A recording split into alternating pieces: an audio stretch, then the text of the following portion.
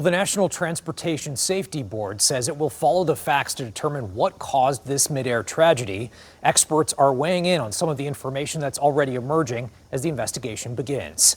Tonight, 7 News Detroit reporter Randy Wimbley shares the thoughts of a local consultant with decades of experience in aviation.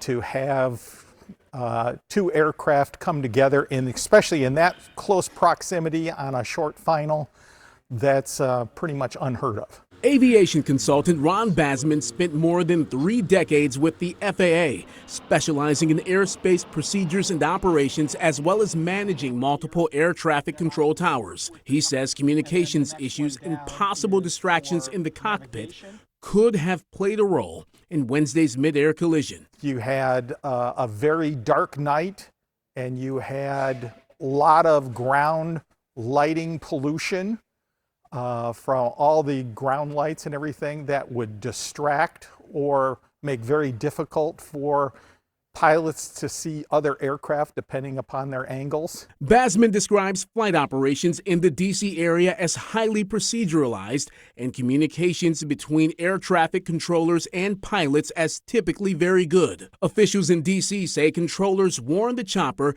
it was on a collision course with the American Eagle jet. Any idea how there could have been a communication breakdown if that was in fact the case? If all of a sudden there was another aircraft talking on frequency, but it could also be where the helicopter was operating on an independent frequency with air traffic control, which a lot of times is the case, especially in a congested area like that. They segregate the frequencies as well as the procedures. And we're used to seeing helicopters go up and down the Potomac and flights coming in and out. It's just, it's rare and shocking at the same time because it's so close to home. Delman Coates traveled to DTW from Reagan National Airport Thursday. He's still wrapping his head around what happened. I was concerned that the airport would be backed up, but it wasn't.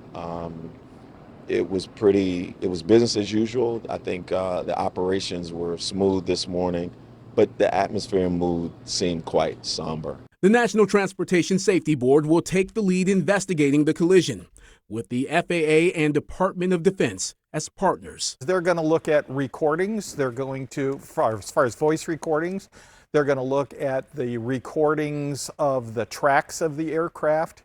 They're going to examine any parts of the aircraft that they actually are able to recover. And Basman says a preliminary report for that investigation could be produced within 30 days, but he says he would not be surprised if the final report took a year or more. I'm Randy Wimbley, 7 News Detroit. All right, thank you so much, Randy.